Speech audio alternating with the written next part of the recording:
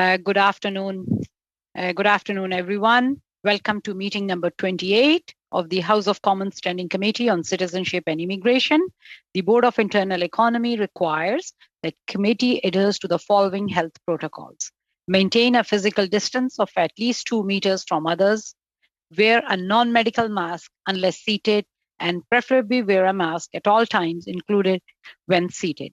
Maintain proper hand hygiene by using the hand sanitizer provided in the committee room and regularly wash your hands well with soap. As the chair, I will enforce these measures, and I really want to thank you for your cooperation. Today's meeting is taking place in a hybrid format pursuant to the House of Order of January 25th, 2021. I would also like to outline a few rules to follow. Interpretation services are available for this meeting. You may speak in the official language of your choice. At the bottom of your screen, you may choose to hear floor audio or in English or in French. With the latest Zoom version, you do not need to select a corresponding language channel before speaking. The raise hand feature is on the main toolbar if you wish to speak. A reminder that all comments should be addressed through the chair. When you are not speaking, please keep your microphones muted.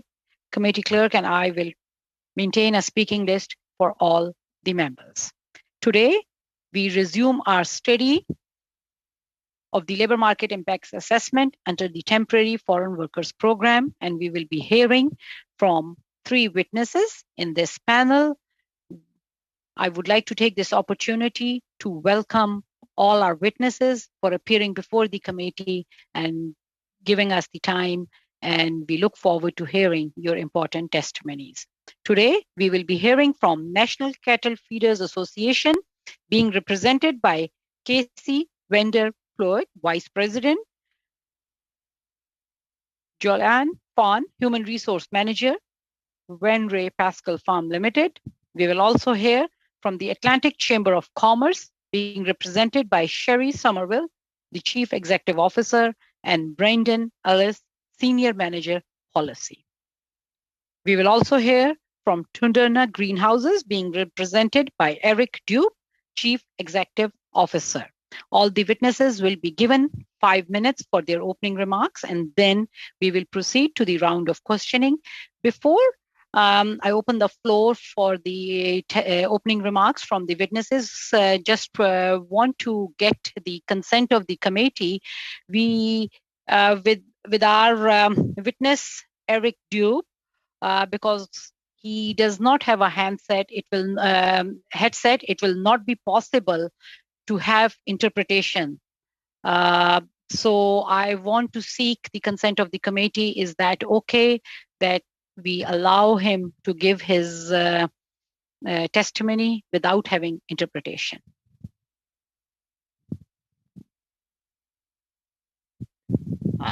Madam Clerk, I wouldn't say that's fair. I would. If that is the case, interpretation cannot happen, then we will not hear from Mr. Dupe. Mr. Clerk, can you clarify on that why interpretation would not be available for Mr. Dupe? Opening remarks. During sound check, the audio quality with the witness's integrated microphone on his device produced an audio quality that was not strong enough to allow for safe interpretation. And I'm advised that interpretation service is not possible for the quality of Mr. Dube's audio. We could attempt it, but interpretation service predicts that unless his audio quality were to change, and there's no technical reason to expect that it would, interpretation service won't be possible. With regrets. So if we do not have a unanimous consent from the committee, then I would request Mr. Dupe that if he can send in the written submission. Mr. Reagan. Madame la Présidente. Madam Chair, this is a very important topic. It really does count having the simultaneous interpretation such that the members of the committee and even the witnesses are in a position to hear and understand the comments made by the witnesses. It's essential to all of us.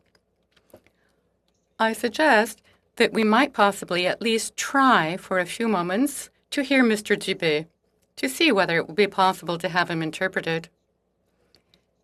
And perhaps if he moves in close to his computer's microphone, that might help. That's just my suggestion. Mr. Clerk, can we try that or? Oui, on peut l'essayer. Monsieur Dubé, prière. Yes, of course we can try it. Mr. Dubé, do please speak up and say a few words. Can we allow Madame Normandine to comment, please? Madame Normandine.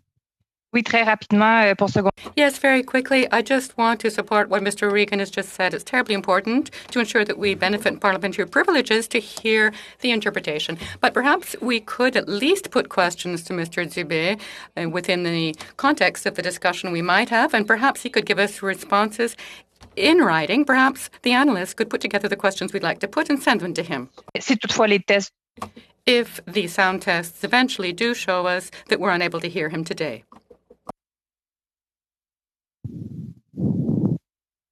Mr. Clerk, can you try do the check for Mr. Dubé? OK, Monsieur Dubé, si vous pouvez... Very well, Mr. Dubé. Perhaps you could try to keep your microphone closer to your mouth, meaning to sit close to your computer or your device and address us for about 10-15 seconds, please.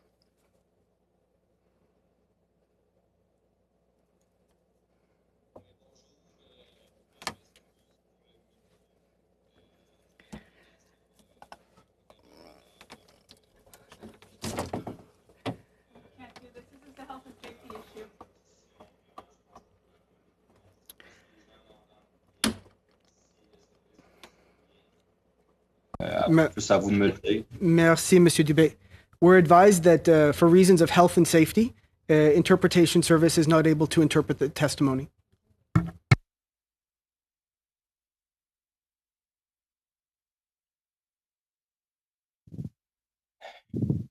Thank you, Mr. Dubé. I think it would be best if you can send us a written submission, because this is the last meeting with the witnesses, so it will not be possible for us to reschedule the meeting to have you. So I think that it would be best if you can send us a written submission.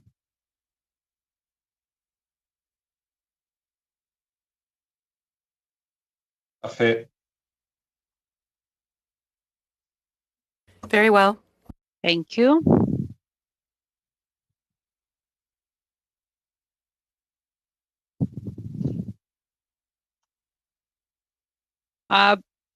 You can stay with us and hear what the questions are, and then I will work with the clerk to see how we can get some of the questions answered from your end through a written testimony. Yes, Mr. Dhaliwal. Thank you, Madam Chair. Madam Chair, even though Mr. Dubé is not making his statement right now, but if there are questions to him, certainly those can be posed by the members of parliament, and then that can be also answered in a written form. Yeah, that's what I have suggested to Mr. Dubé, that he can stay and hear the discussion.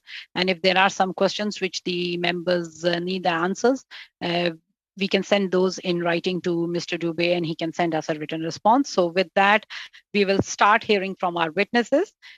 First, we will hear from National Cattle Feeders Association.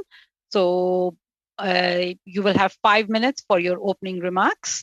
And Casey Wender, Clerk, Vice President, you have the floor. You can start. Well, thank you, Madam Chair, for the opportunity to speak today. My name is Casey Vanderploeg, and I am the Vice President of the National Cattle Feeders Association. And I'm joined today with Miss Jolene Farn, who is the HR Manager at one of Canada's largest cattle feeding operations, Van Ray Pascal Farms in southern Alberta. Just a few words first about who we are and what we do. Every spring, there are millions of calves born on some 75,000 farms and ranches across Canada. And after a season on pasture eating grass, these calves are sold to cattle feeders and placed in a feedlot operation where they're fed a high energy grain ration that takes them from 500 or 600 pounds up to a market weight of 1,500 pounds. Canada's feedlots range widely in terms of size, from 1,000 and 5,000 head operations to over 100,000 head. These larger operations employ hundreds of people. Every year, cattle feeders in this country finish over 3 million head of cattle and generates $9 billion in farm income. Now, without question, a chronic shortage of labor is the single largest challenge facing Canadian agriculture. It results in lost sales of over 400 million annually for our beef industry and over 3 billion when you consider all of agriculture. And despite Herculean efforts, agriculture simply cannot attract enough domestic labor to fill these rural jobs. And because there's no stream within the immigration system to secure agriculture workers, we rely on the temporary foreign worker program. It's the only gateway for our sector to secure foreign labor, which we then work to transition to permanent residency. Now, before I turn to Jolene to detail some of the concerns we have with LMIAs and the TFW program, I want to stress a critically important point. And that is, cattle feeders are not interested in low-skilled foreign temporary workers. We need permanent, full-time skilled workers. But the temporary foreign worker program is designed for temporary workers and is not a natural fit for our sector. But it's the only option we have. Off to you, Jolene. Thank you, Casey. I speak from 15 years of HR experience and 7 frustrating years working with the temporary foreign worker program. The LMIA process is costly, inefficient, and does not meet the needs of the beef industry. The program is complicated, where we need to hire immigration consultants to help us manage it.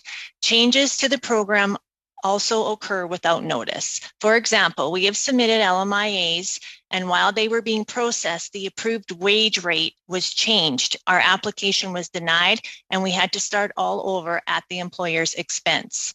The housing must be secured, inspected, and paid prior to an LMIA being submitted and the workers arriving. The process takes at least 4 months, so we have to pay for housing that sits empty. So we've paid $5,000 in rent for one house and as much as up to $21,000 for houses that sat empty while we wait for the approvals. Service Canada officers lack knowledge about agriculture. Our job descriptions are not understood, and neither are rural location and addresses. The results in delays and denied applications, again, are at the employer's expense. Before submitting an LMIA, we need to post job advertisements for 14 days and provide a detailed report on our attempt to hire Canadians. We once submitted all this required information and the LMIA was denied. We found that the officer did not review all the information provided. Processing times are far too long. Job advertisement take 2 weeks, then Service Canada takes 4 to 8 weeks to review the application and another 2 to 4 weeks to secure a work permit. It takes 4 to 6 months before a worker arrives, and this assumes a smooth process, which rarely occurs. COVID-19 has made the process even longer and more expensive with travel logistics and the need to pay wages for workers in quarantine. It is important to understand that overcoming these frustrations and getting foreign agriculture workers into Canada is just the first step. Once workers arrive, we focus on transitioning them to permanent residency, and that can take years. We were pleased when the government announced plans to allow permanent residency for some 90,000 foreign workers now in Canada, but this too has issues. No third party is allowed to support the workers in submitting applications. Medical tests, translations, employment letters, forms, passports have to be submitted as one package. The cost to apply is over $1,000 per worker, and there is no reimbursement if the application is denied. Sorry for interrupting, Ms. Fran. Your time is up, and we will now proceed to Atlantic Chamber of Commerce. Ms. Somerville, you have 5 minutes for your opening remarks, and you can share your time with your colleague. Mr. Ellis will be taking our time. He'll lead the charge on this one. Thank you. Thank you very much, Sherry. And thank you very much to the committee members for having us here today, and to you as well, Madam Chair. My name is Brandon Ellis, and I am the Senior Manager of Policy for the Atlantic Chamber of Commerce. As I mentioned, we're also joined by our Chief Executive Officer today, Sherry Somerville. The Atlantic Chamber of Commerce represents 94 chambers of commerce and boards of trade in the interests of 16,000 businesses across 4 Atlantic provinces. Throughout the pandemic and in the time predating it, we have seen immigration play a vital role in the economic stability of our region. Immigration programs have allowed Atlantic Canadian communities to grow their population and has seen businesses diversify their skill sets within their workforces as well. The Atlantic Chamber is pleased to see the recent commitment by government to increase immigration targets by over 4,000 per year for the next 3 years.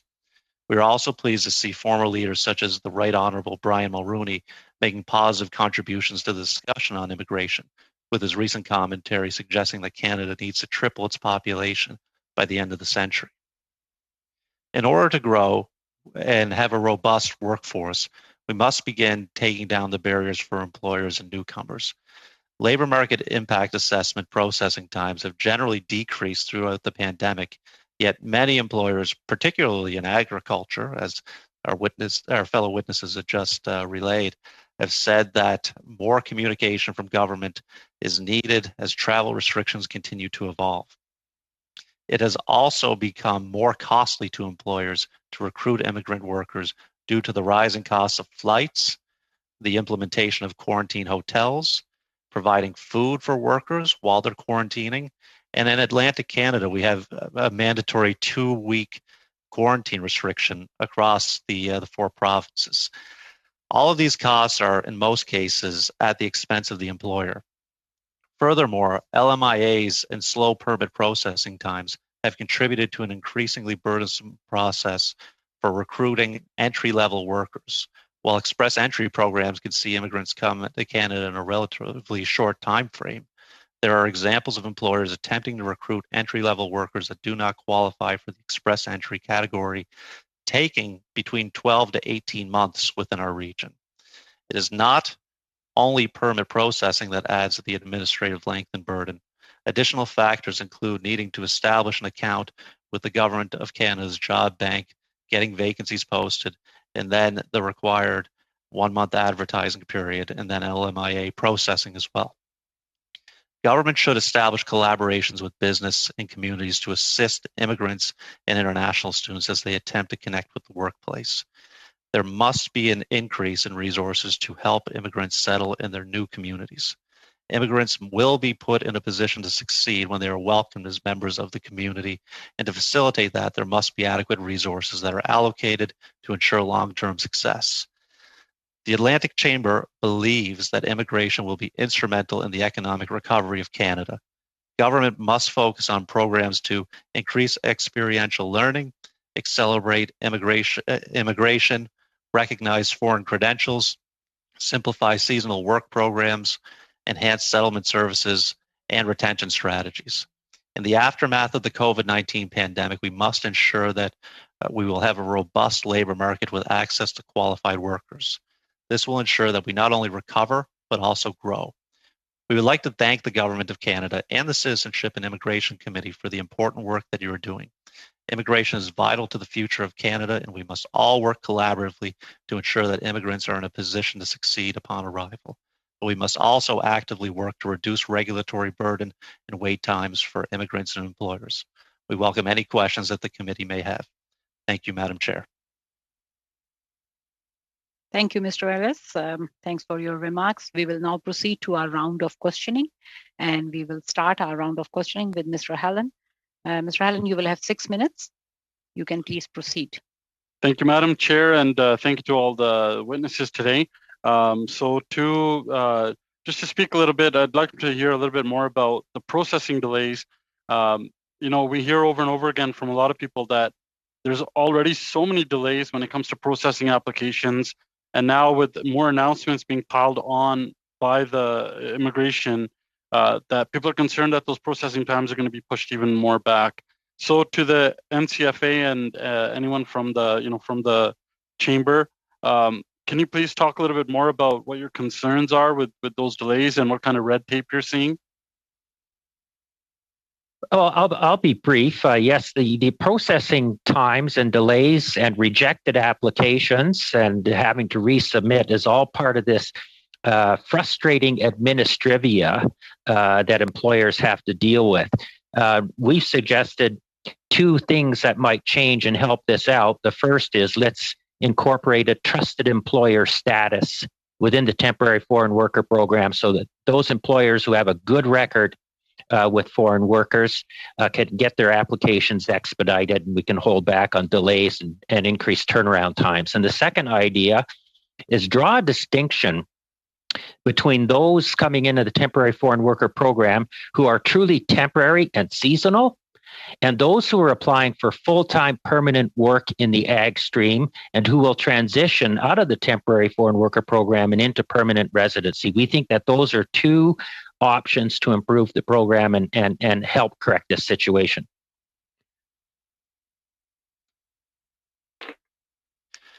Thank you for the question. I will answer on behalf of the Chamber.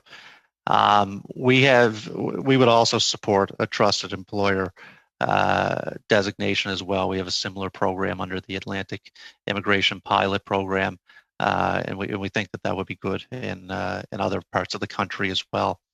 The delays that I've been hearing a lot around the region are primarily in the entry-level workforce. For example, there is a Tim Hortons in Happy Valley Goose Bay in Newfoundland and Labrador that has to begin their processing time, their application, I should say, a year in advance prior to any worker coming here.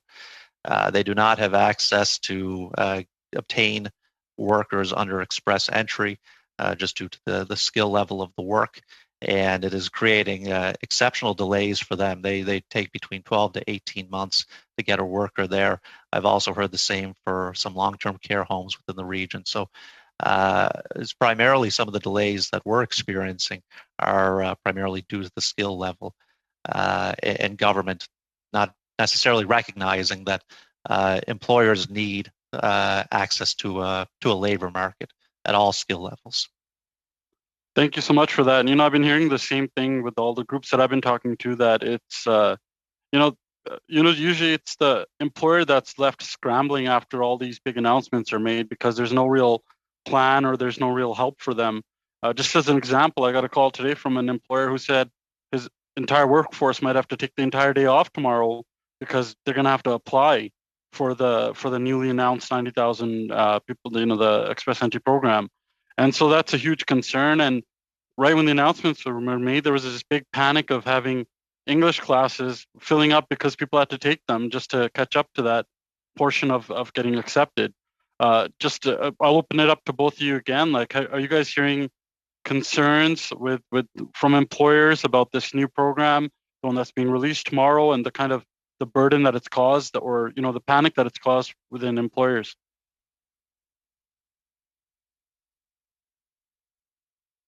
Jolene, do you have any thoughts on that? Yes, so there is quite a few employers concerned about this, as there's going to be many that are wanting to get into this program, but there's so much red tape trying to get into it that, like for ourselves, we have many that are trying to get into English classes to be able to be accepted in this program. So yes.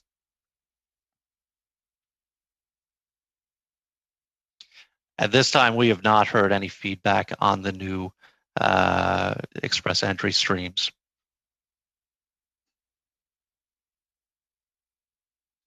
Thank you very much for that. With what we currently have right now and the delays that we're also seeing with the new quarantine measures, where some people are waiting for like more than 20 days for a test to come back, like, can you talk a little bit about how much of a negative impact this has on employers? And they're already spending so much money to bring people here, and just talk about the burden and what we can do to get rid of some of this red tape.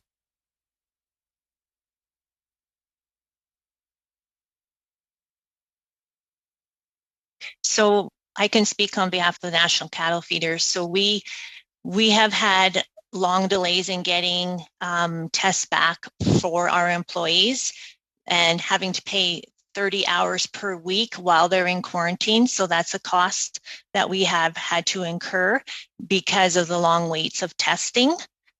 That's what I can speak of on behalf of us. I'm not sure about the chamber.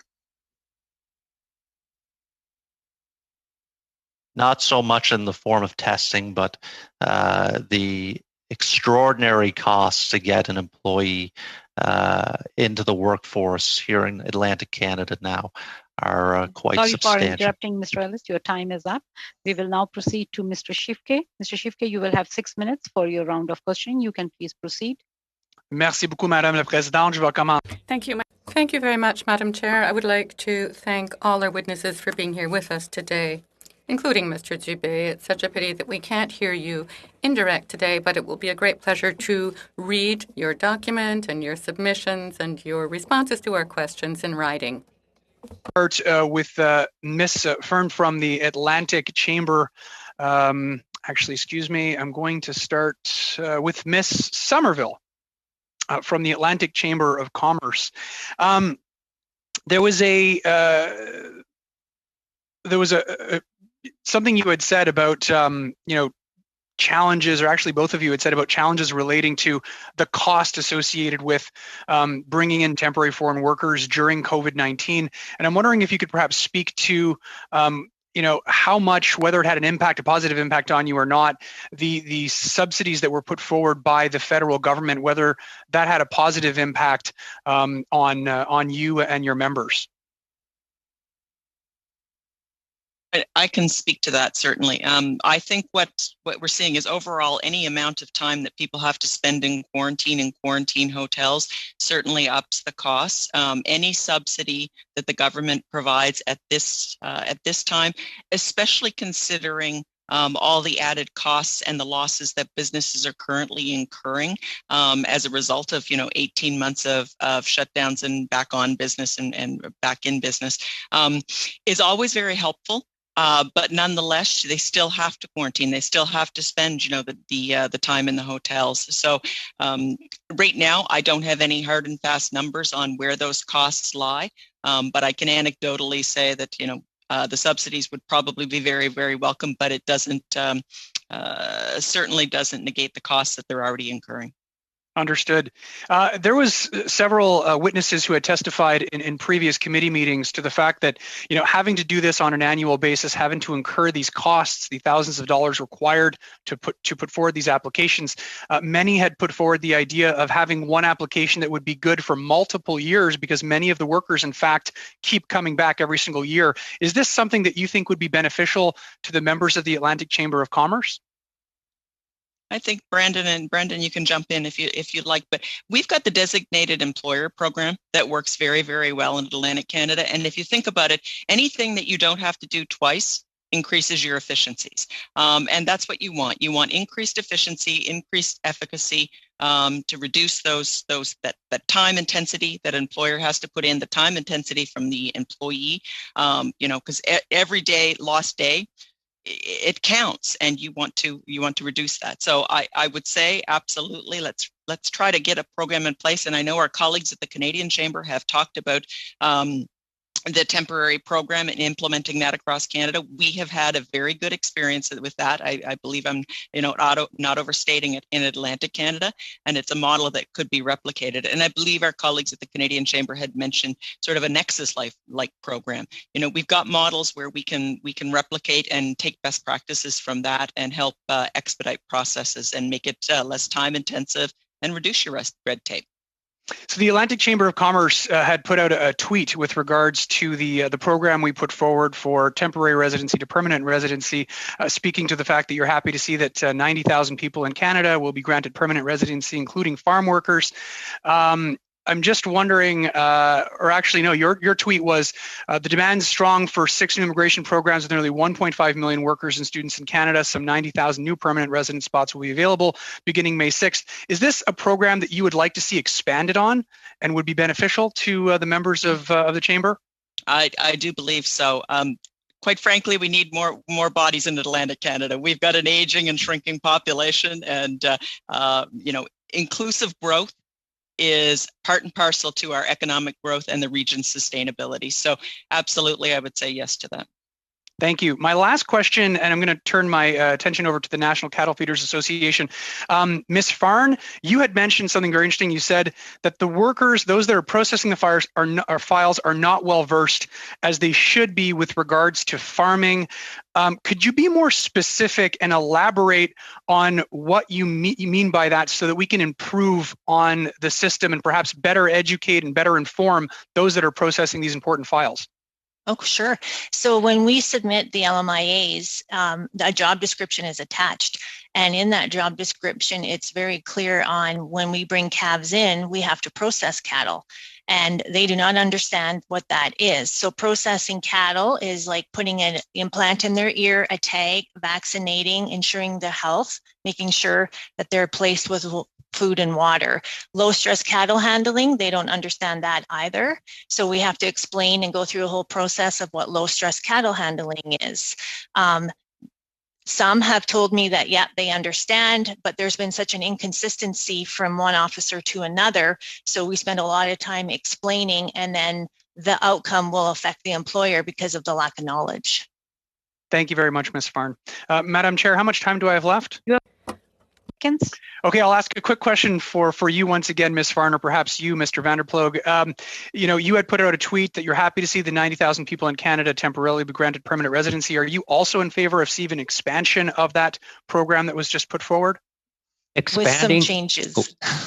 Go ahead, Casey. Yeah, Jolene mentioned some of the issues we have with the current 90,000, but the concept, the idea of better, improved pathways to permanent residency addresses a critical need that we've been raising on this file for years. Sorry for interrupting. Time is Thank up, you Mr. all. We will now proceed to Madame Normandin. Madame Normandin, you can please start. You will have 6 minutes. Merci beaucoup. Thank you very much. And thank you to all our witnesses. I will put my questions to whoever feels they are in a good position to answer. But to Mr. Dubé as well, I would like to hear your comments on a myth that we often hear to the effect that foreign workers are often cheap labor, a source of cheap labor. And that's the sort of thing that we hear specifically for the agricultural sector. I mentioned Mr. Dubé because I've spoken to my colleague of the Lac Saint-Jean area who helped bring in some temporary foreign workers from Holland. They were highly skilled. I know that's not always the case. Some of them are low skilled, but I would like to hear what you think of the quality of the workers, given that, Mr. Vandenploeg, you mentioned that you were looking for skilled workers. So I'd like to hear a bit more about this. Great, very quickly for you. Thank you for that question. Across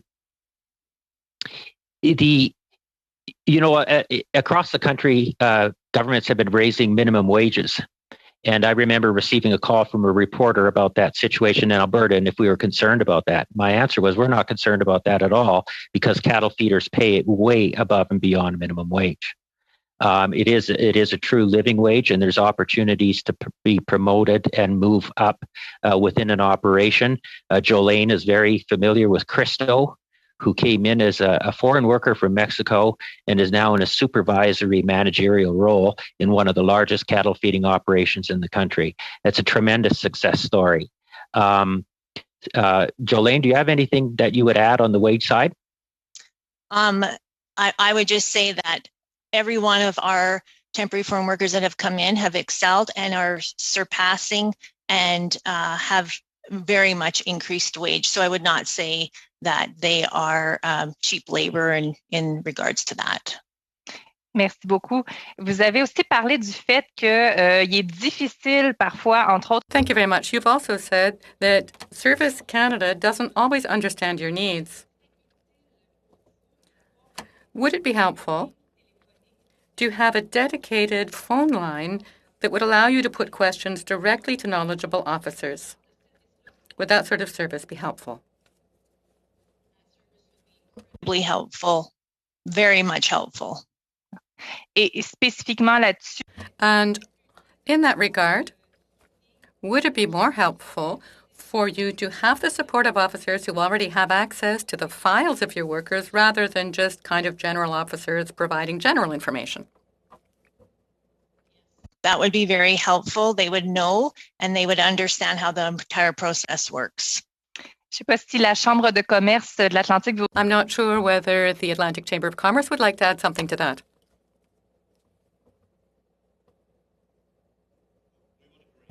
We, if there's one area of government that we would recommend expanding, we would recommend expanding the resources in citizenship and immigration. I think that would be a fantastic idea.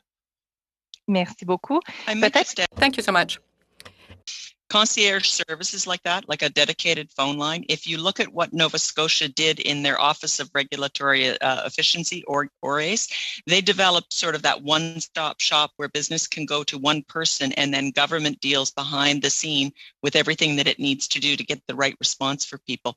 And that is incredibly helpful to business. Instead of, the time that you have to call around or find information is time well spent to get you where you want to go, but is it time that's needed? Merci beaucoup. Thank you very much. Perhaps for the Cattle Feeders Association, you've mentioned financial support through the crisis, $1,500. And of course, that will become $750 as of the 15th of June. Is that enough support given the ongoing crisis? About that. Vous êtes en sourdine. You're on mute. No, that it's not enough support, no. Merci. Thank you. I'd like to hear you on a topic in line with that of TFWs, the animal health program. Having a predictable workforce, does that help ensure that the cattle remain healthy? Absolutely, yes, because the animal welfare is huge. You want to give them the best life you can while they're here, and you need the people to do that. It's a 24/7 business. They need to ensure they are fed, water, and especially that they're treated. Like if they have lameness or a disease, they have to be treated. We want to keep them alive, right? So yeah, we need these people to ensure the animal welfare is there. Merci beaucoup. Je peux de temps. Thank you very much. I have little time left, but I will put a question about how long the work permits last and how long it takes to run a labor market assessment. Do you think that we should prolong the length of the work permits and indeed the length of the LMIA simply because that you have the same needs year after year? I imagine I won't really have enough time to get a full answer, but I will use this in the next round. Yeah, like you can go in the second round when we go. So we will now proceed to Ms. Kwan. Ms. Kwan, you will have 6 minutes for your round of questioning. You can please proceed. Thanks very much, Madam Chair, and thank you to all the witnesses. I was particularly intrigued by the comment that what IRCC needs to do is to really have a stream for perhaps lower skill or different skills of permanent residents, immigrants coming to Canada, and then also, and then particularly targeting those who are seasonal, and so that you can actually have a wider range of PR application process and better sort of management of the needs today. So I wonder, Canada used to have a immigration stream that targets the full range of labor skills, high, medium, and low. But right now, our system is primarily targeting the high skill level. And so would you support for Canada to bring back a immigration stream that targets that full range? I suspect that there are a lot of people who would want to work in this different fields as well, and would want to get permanent residence status here in Canada. So I wonder if any of the witnesses want to comment on that. I'll take the first stab. Oh, by all means. Sorry, Madam Chair. Thank you for that question and that inquiry. I think that is a very important question and a very important comment. We think, and we've long thought this too, that we need a long-term, enduring solution for this issue. This is just the first nip of the ringer. Baby boomer retirements happening. We think there's going to be increased pressure to grow the Canadian labor force. And one of our recommendations to government is to secure a long-term solution by establishing an economic immigrant stream within the immigration system that meets Canada's diverse and multifaceted labor needs, whatever those jobs are. And as a way to move forward with that, resurrecting the concept of employer sponsorship of immigrants. That's how my parents came to this country. And my dad was an electrician, but he came in as a farm worker because Canada needed farm workers, and my father needed Canada. It was an awesome match. And we think there are certainly some lessons to be learned in how we've managed this in the past.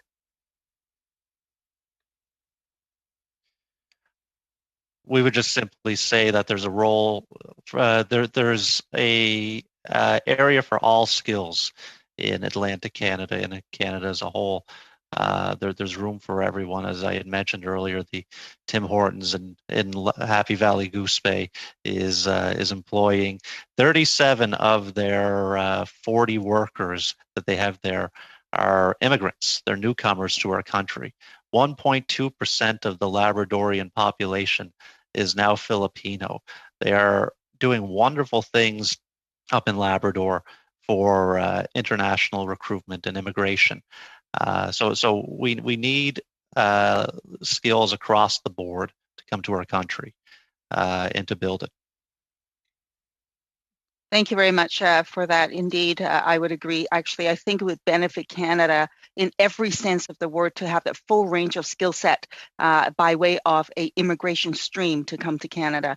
Now, just want to turn to the new announcement that the government made, the 90,000 TFW PR stream.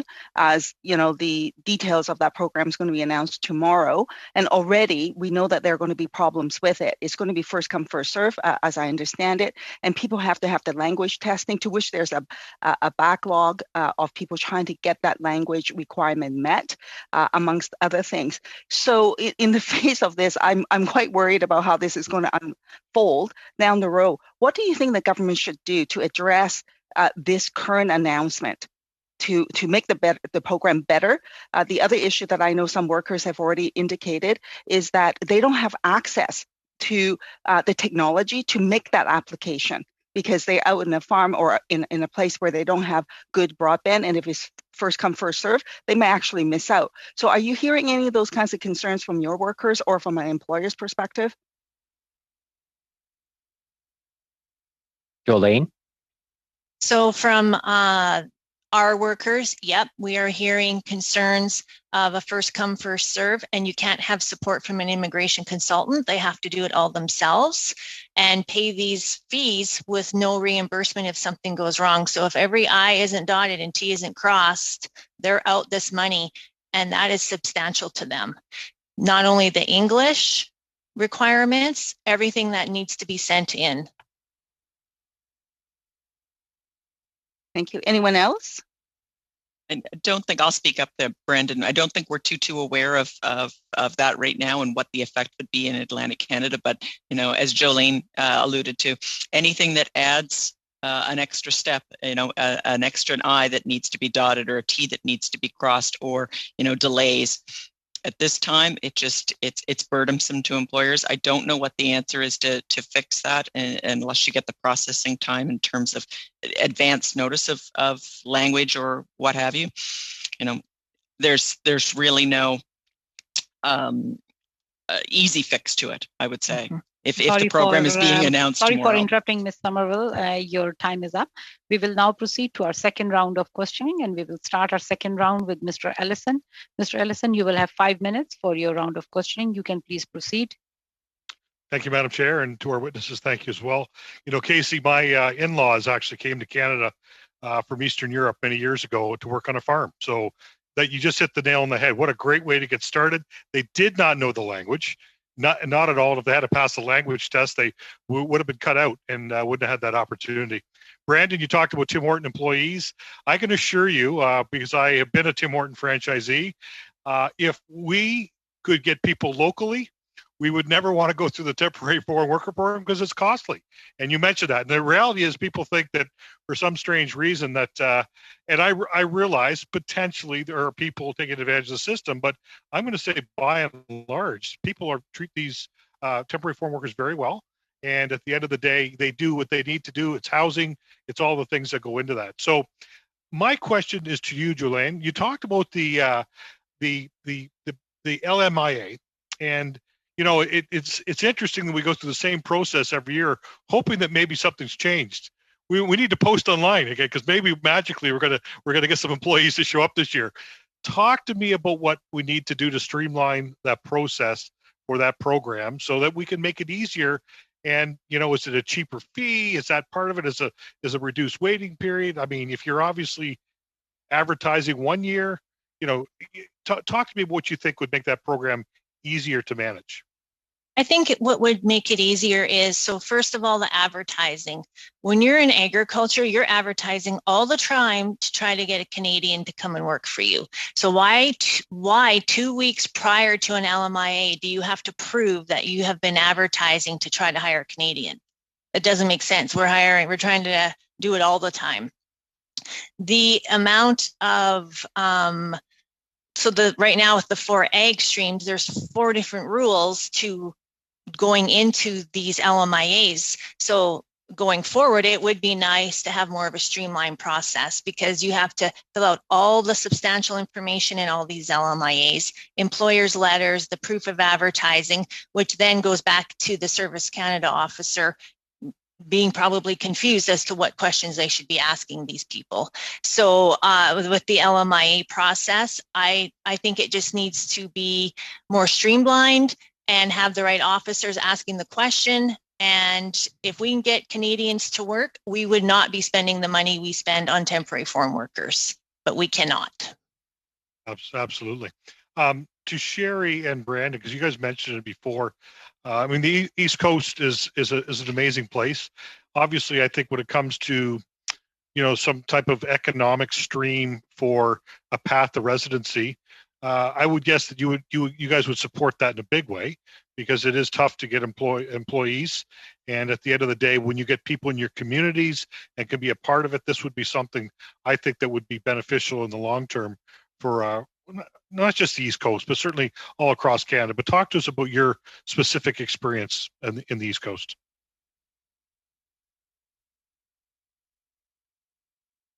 I'll take this one. We need a wide range of skill sets across Atlantic Canada. We're highly rural, and that means that we have employers that require a significant amount of skill set from newcomers coming in, but also some that only require entry-level skill sets that are coming in. I know several employers here, just even in the St. John's area, that cannot get workers to work at their workplace. So we need to look more internationally, more beyond what we have here in Atlantic Canada. We also have a older population. We will greatly need immigration as we go forward in the next couple of years. We see folks leaving the workplace and needing to be replaced. So above all else, our members need access to qualified workers, no matter their skill. Thank you. Sherry, anything else you want to add? Well, as one of the ones that is in the aging population, absolutely, that's what we hear all the time. You know, we have a company that has said it's going to need, 10,000 workers of all skill levels over the next 5 years. You know, we have agriculture, we have aquaculture.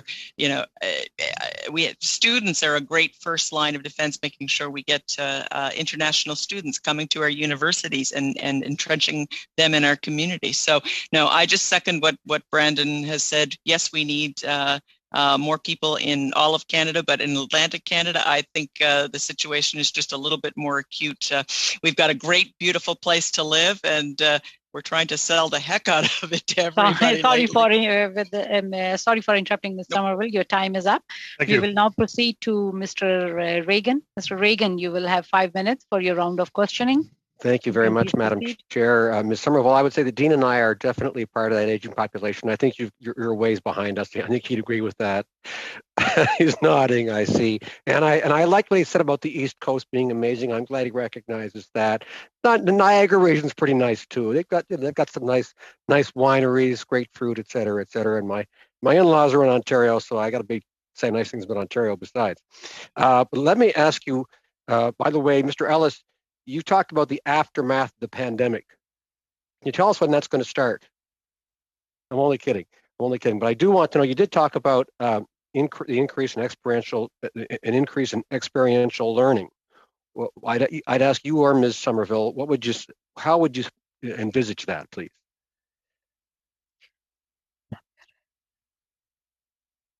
Well, we just simply need more government programs to increase experiential learning, to give newcomers and also to give local Canadians as well, domestic Canadians, opportunities to be in the workforce and to increase their skill level.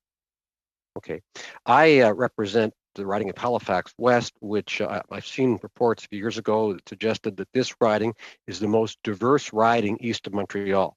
So, you know, I could say it's immigration central for Atlantic Canada, but it's good to see more immigrants coming to other parts of Atlantic Canada throughout the area.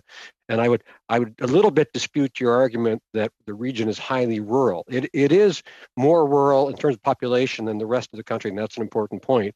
But over the past couple of decades, it has become considerably more urban. I think you'd agree.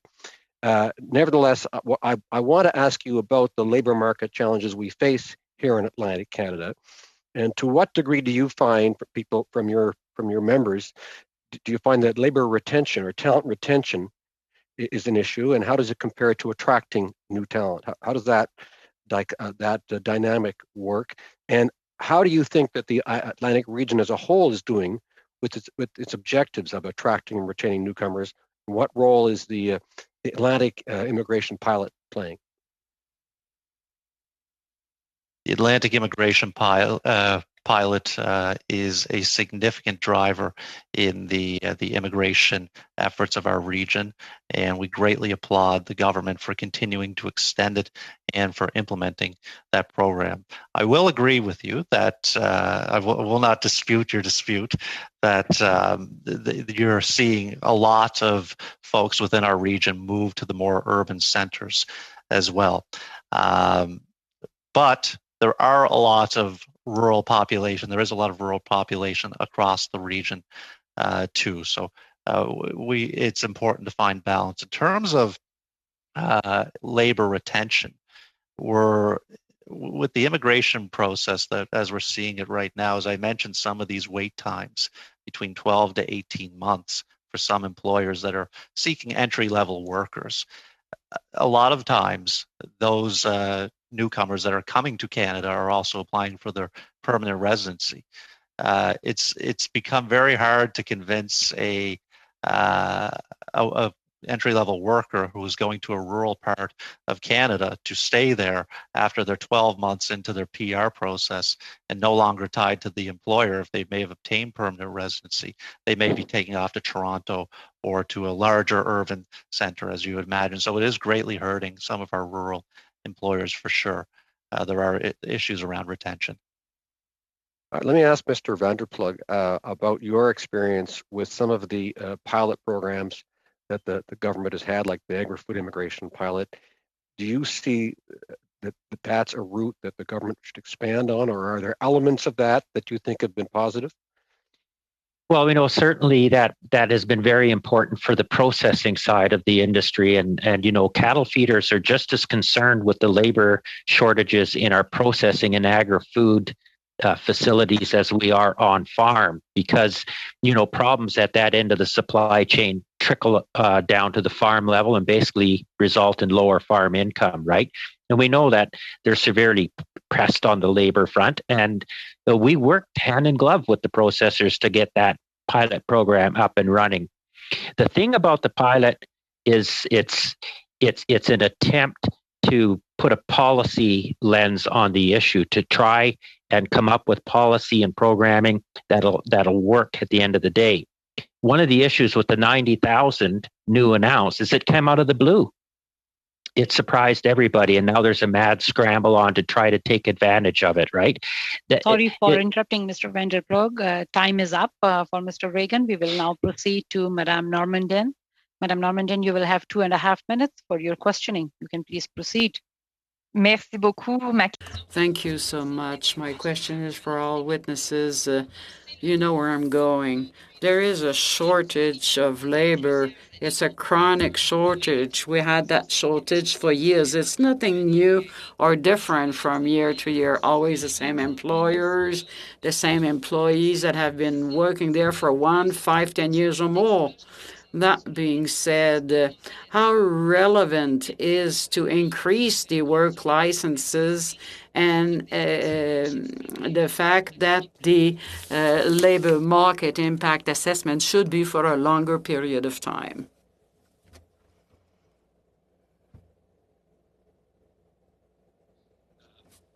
Thanks for that question. I'll be brief.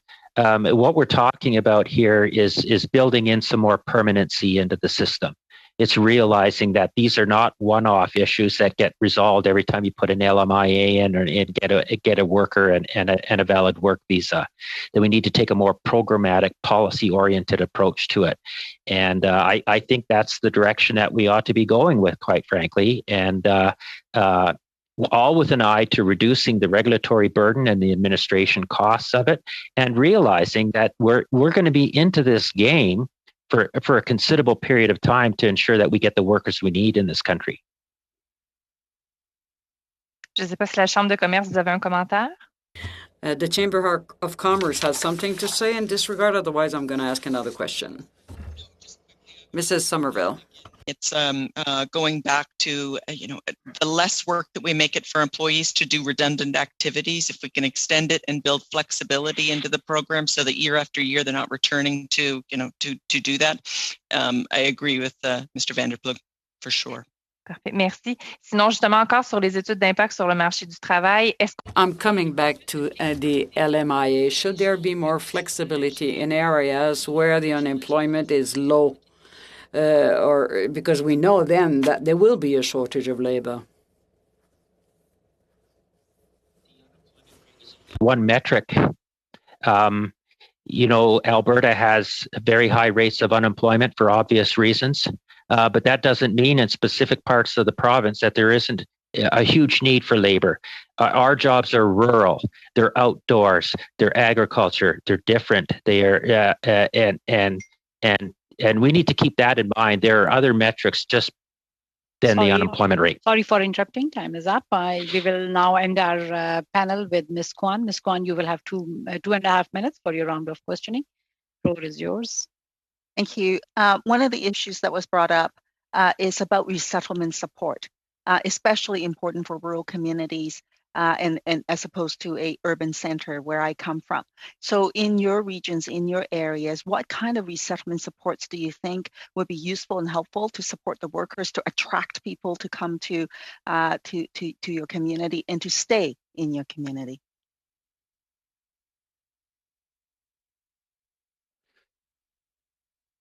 Jolene, do you have any thoughts on that? Well, a resettlement support. So in the rural areas, there's always issues there's housing issues, there's transportation issues because of different reasons their wife might work urban. We want them to come rural. There's transportation issues, there's housing issues. Anything else, Casey, you can think of? Yeah, I think one of the interesting things to keep in mind here is that when you get a group of immigrants together in a community, they start helping each other, right? And certainly that was my experience as a child growing up in this country. I mean, we want to facilitate that, but a lot of it is also organic, and we should be facilitating that, right? It's that sense of community being created. I would agree as well. It is integral that you have that sense of community.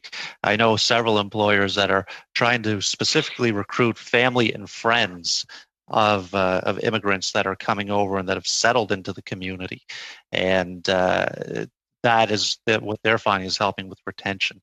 So anything that can help support immigrants, whether it be housing or whether it be a frequently asked question document as well. Like some of the immigrants land here and wonder where you can get a SIM card or where you can find things around the community. So anything that can help an immigrant integrate into a community and settle here is important.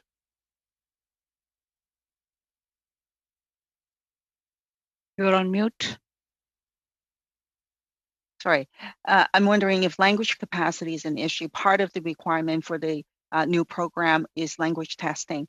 And if people are working there already, they are able to communicate with you. Do we really need additional language testing? Ms. Kwan, your time is up. Could I just get a quick answer from any of the like quick 10-second answer?